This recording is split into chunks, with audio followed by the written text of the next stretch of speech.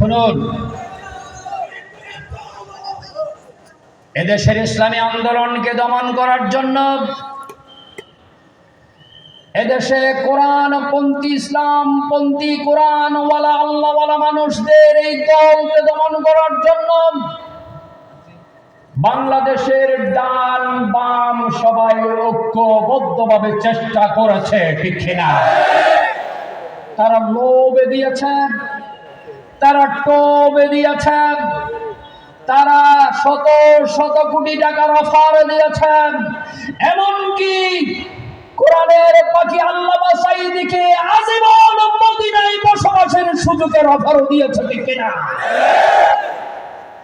কিন্তু তাদের কোনো লোভ, তাদের কোনো টোপ ইসলামী আন্দোলনের নেতাদের এই আন্দোলন থেকে 1 ইঞ্চি পরিমাণ ফলাতে পারে নাই, ঠিক কিনা? কারণ তাদের হৃদয়ে ভয় আছে কার? আমরা আন্দোলন করি দুনিয়ার কোন স্বার্থে নয়, আমরা কোরআনের ময়দানে দ্বীনের কথা বলি দুনিয়ার কোন টাকা পয়সা ক্ষমতার লোভে নয়। আমাদের একমাত্র টার্গেট আমার আল্লাহর সন্তুষ্টি অর্জন, ঠিক কিনা? আল্লাহর সন্তুষ্টি অর্জনের জন্য যতদিন বেঁচে থাকতে হয় বেঁচে থাকবো, আর যেদিন চলে যেতে হয় আল্লাহর ডাকে সাড়া দিয়ে চলে যাব। দুনিয়ার কোন শক্তি আমাদেরকে দমাতে পারবে না, পারবে না, পারবে না। যাদের হৃদয়ে আছে আল্লাহর ভয়, তারা কবু পথ ভুলে যায় না। যাদের হৃদয়ে আছে আল্লাহর ভয়, তারা কবু পথ ভুলে যায় না। আল্লাহর প্রেম ছাড়া এই দুনিয়া কারো কাছে কোনো কিছু চাই না, কারো কাছে কোনো কিছু চাই না। যাদের হৃদয়ে আছে আল্লাহর ভয়, তারা কবু পথ ভুলে যায় না। আল্লাহর প্রেম ছাড়া এই দুনিয়া কারো কাছে কোনো কিছু চাই না। দুনিয়াবী নেতা নেত্রীরা যখন অবৈধ নারী নিয়ে হোটেলে রাত কাটায়, বিদেশি মদ নিয়ে নারী নিয়ে ব্যস্ত থাকে, ইসলামী আন্দোলনের নেতারা তখন আল্লাহর দরবারে সিজদারত হয়। রাতের আঁধারে যারা সিজদাতে রয়, দু চোখের আঁসুতে নবী যেন ভয়। রাতের আঁধারে যারা সিজদাতে রয়, দু চোখের আঁসুতে নবী যেন ভয়। চলনার হাত চালি যতই আসো, পিছনে ফিরেও তাকায় না, ঠিক না? আল্লাহর প্রেম ছাড়া এই দুনিয়া কারো কাছে কোনো কিছু চাই না। আল্লাহর প্রেম ছাড়া এই দুনিয়া কারো কাছে কোনো কিছু চাই না। দিন কায়েমের পথে যারা অবিচল, তারা হলো আল্লাহর প্রিয়তম। দিন কায়েমের পথে যারা অবিচল, তারা হলো বাতিলের কাছে যারা হার মানে না, সংগ্রাম করে যায় আমরণ, ঠিক না? আমরা বাতিলের জেল জুলুম হুলিয়াকে ভয় করি না, যতদিন জীবন আছে সংগ্রাম করে যাব, ঠিক না? হীরার আলোতে যার হৃদয় রঙিন, হাতে আল কোরআনের দীপ্ত ছবি। আল্লাহু আকবার।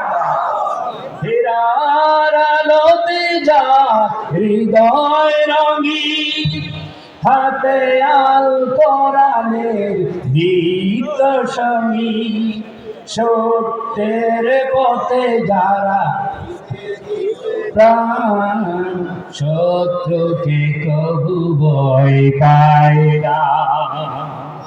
আল্লাহর প্রেম ছাড়া এই দুনিয়া কারো কাছে কোনো কিছু চাই না। আল্লাহর প্রেম ছাড়া এই দুনিয়া কারো কাছে কোনো কিছু চাই না। যাদের হৃদয়ে আছে আল্লাহর ভয়, তারা কবু পথ ভুলে যায় না। আল্লাহর প্রেম ছাড়া এই দুনিয়া কারো কাছে কোনো কিছু চাই না। বিগত 16 বছর আমাদেরকে বিভিন্ন লোভ টোভ দিয়ে বিপদে পরিচালিত করতে চেয়েছিল, ঠিক না? হামলা মামলা নির্যাতন নিপীড়ন দিয়ে স্তব্ধ করে দিতে চেয়েছিল। কিন্তু কোরআনের পথের এই সৈনিকেরা সমস্ত ভয় ভীতিকে উপেক্ষা করে আল্লাহু আকবারের ধ্বনি নিয়ে অগ্রসর হয়েছে, ঠিক না? আমার আল্লাহ রাব্বুল আলামিন বলেন, ইউরিদুনা লিইউতফিউ নূরাল্লাহি বিআফওয়াহিহিম ওয়াল্লাহু মুতিম্মু নূরিহি ওয়ালাউ কারিহাল কাফিরুন। কাফিররা চায় তাদের ফুৎকার দিয়ে দ্বীনের আলোকে নিভিয়ে দিতে। আমার আল্লাহ রাব্বুল আলামিন বলেন, নয় নয় নয়, তোমরা যত ফু দাও আমি আল্লাহ দ্বীনের আলোকে কত বেশি প্রজ্বলিত করব। সুবহানাল্লাহ। তোমরা ফু দিয়ে দিয়েছিলে, শাপলা সত্তরে হাজার হাজার আলেম ওলামাকে শহীদ করে এদেশের ইসলামকে নিচ্ছিন্ন করে দিতে চেয়েছিলে। কিন্তু আমার আল্লাহ সুবহানাহু ওয়া তাআলা বলে, যেই দিন তোমরা শাপলা চত্বরে আলেম ওলামাদের উপর গুলি চালিয়েছো, সেদিন তোমাদের ক্ষমতার মসনদে আমি আল্লাহ ক্যান্সারে ঢুকিয়ে দিয়েছি, ঠিক না? তারা জানে না তাদের পতন শুরু হয়েছে শাপলা চত্বরে সে আলেম ওলামাদের শহীদ করার সাথে সাথে, ঠিক না? তারা তাদের ক্যান্সারকে বুঝতেই পারে না। ক্যান্সার যদি বুঝতে পারতো তারা অন্তত থেরাপি দেওয়ার চেষ্টা করতো, ঠিক না? তারা থেরাপি না দিয়ে বরঞ্চ আরো বেশি বেশি করে ইসলামের বিরোধিতা করা শুরু করেছিল, ঠিক না? আমার আল্লাহ সুবহানাহু ওয়া তাআলা বলেন, তোমরা দ্বীনের যত বেশি বিরোধিতা করেছো আমি আল্লাহ সুবহানাহু ওয়া তাআলা দ্বীনের বিজয়ীকে তত বেশি ত্বরান্বিত করেছি।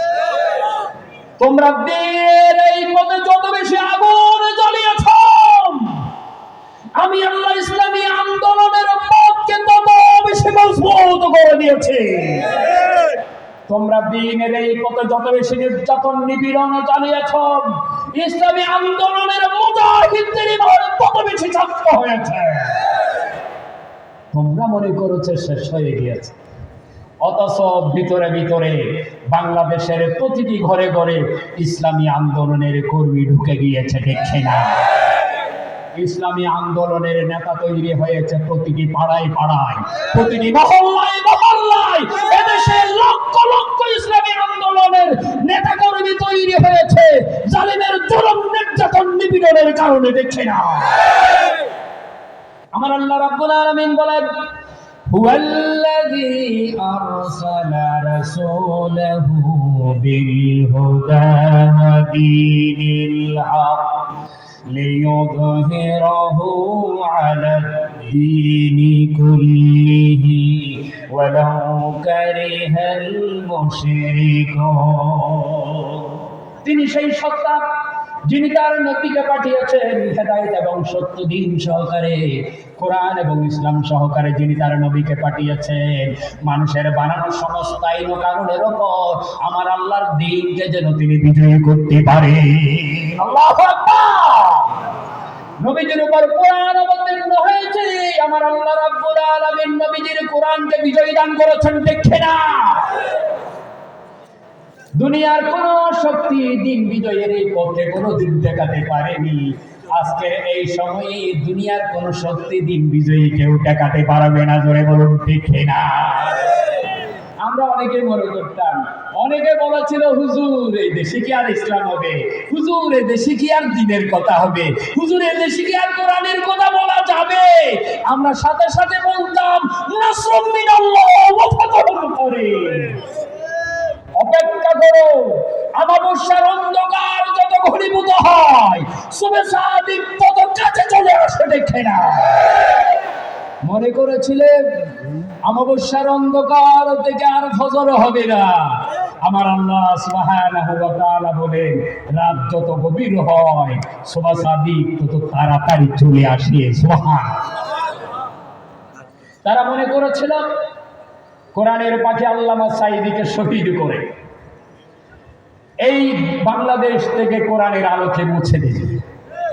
আপনারা বলুন, আগে তাফসীর মাহফিল হতো শুধুমাত্র চট্টগ্রাম প্যারেড ময়দানে, ঠিক না?